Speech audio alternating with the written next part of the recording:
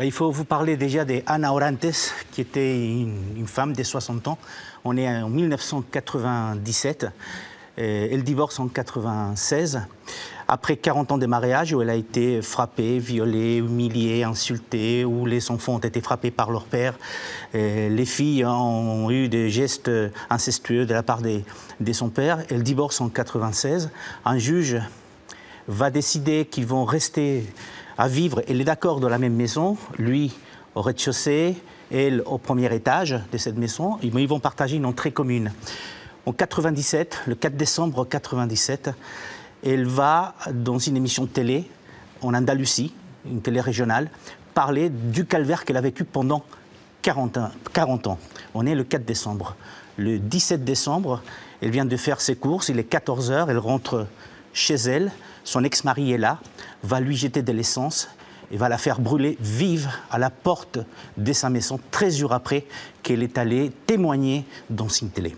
Et c'est sa petite fille qui habite avec elle, qui rentre de l'école, qui a 12 ans, et qui découvre le cadavre de sa grand-mère en train de brûler. Alors ça a vraiment commotionné l'Espagne, et c'est à partir de là que les politiques ont pris les choses en main.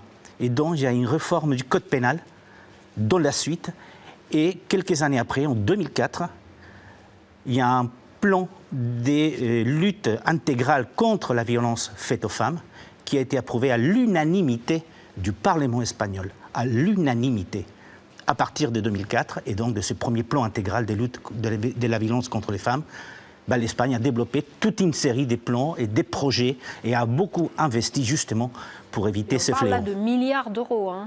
Alors, il y a un troisième plan qui a été approuvé en 2022, le 8 mars, un plan de à peu près 21 millions, 20 milliards 3 exactement, sur plusieurs axes, parce qu'il ne s'agit pas tout simplement d'investir dans la police et dans la justice, mais il s'agit aussi de créer un plan transversal et intégral qui va mettre le ministère de la Santé, le ministère du Logement, le ministère des Affaires sociales, le ministère de l'Éducation. Et donc ce plan, sur 4 plans, c'est 21 milliards sur 4 ans, 2022-2027, et il y a une partie qui est destinée par exemple, à colmer la brèche salariale, parce que souvent, les femmes qui sont victimes des violences, c'est parce qu'elles n'ont pas les moyens de partir et de laisser son mari.